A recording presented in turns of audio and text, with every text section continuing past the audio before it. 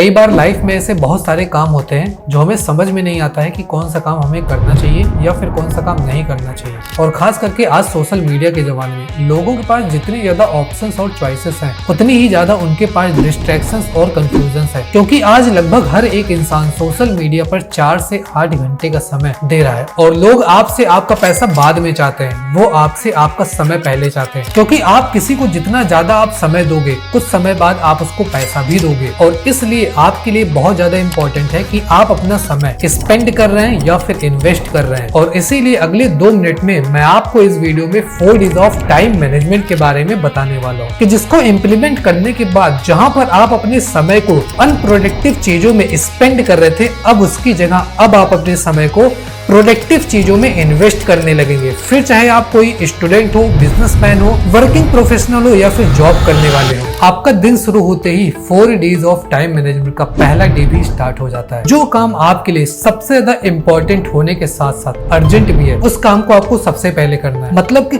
कम समय में high productivity वाला काम आपको सबसे पहले करना है। जिस काम को करने में आपका समय कम लगता है, छोटे टास्क होते हैं लेकिन इनका रिजल्ट हायर होता है। जैसे अगर आप एक स्टूडेंट है तो आपको तो पता ही होगा कि हमारे सब्जेक्ट में कुछ चैप्टर्स ऐसे होते हैं जिनका वेटेज एग्जाम में सबसे ज्यादा होता है, सबसे ज्यादा मार्क्स के आते हैं कुछ चैप्टर्स। तो हमें सबसे पहले एज अ स्टूडेंट उन चैप्टर्स को सबसे पहले हमें कवर करना है। हो सकता है हमें वो चैप्टर्स आ भी रहे हो सकता है ना भी आ रहे हो, लेकिन एग्जाम में ज्यादा से ज्यादा मार्क्स सिक्योर हो जाए कम समय में, तो इसलिए हमें उन चैप्टर्स को सबसे पहले कवर करना है। तो सबसे पहला डी, डू इट नाउ। जो हमारे लिए सबसे ज्यादा इंपॉर्टेंट है, जो सबसे ज्यादा अर्जेंट है, उस काम को हमें सबसे पहले करना है। अब इसके बाद कुछ काम ऐसे भी होते हैं जो हमारे लिए इंपॉर्टेंट तो है लेकिन वो हमारे लिए अर्जेंट नहीं होते। जैसे बाल कटाना हो गया या कपड़ा धुलवाना या खरीदना भी हो सकता है। तो ऐसे कामों को हम शेड्यूल कर सकते हैं कि ऐसा नहीं होता है कि हमारे मन में तुरंत आया और सारा काम जो हम कर रहे थे उसको छोड़ छाड़ के अब सबसे पहले दाढ़ी या बाल ही अब कटवाने चले गए। ऐसा नहीं करना है। तो कुछ कामों को जो हमारे लिए इंपॉर्टेंट तो है लेकिन अर्जेंट नहीं, जरूरी नहीं है, उनको हम शेड्यूल भी कर सकते हैं। अब कुछ काम ऐसे भी होते हैं जो हमारे लिए अर्जेंट तो होते हैं लेकिन इंपॉर्टेंट नहीं होते। जैसे अगर घर में किसी को कहीं बाहर छोड़ने जाना हो और अगर हम अपने अभी सबसे इंपॉर्टेंट काम में बिजी अपना काम कर रहे हैं, तो हम ये कर सकते हैं कि अगर घर में कोई ऐसा इंसान है जो ऑलरेडी खाली है और वो छोड़ने जा सकता है, तो हम अपने काम को इसको डेलीगेट कर सकते हैं। और यही टाइम मैनेजमेंट का तीसरा डी, डेलीगेशन करना है। वैसे आप अपना कौन कौन सा काम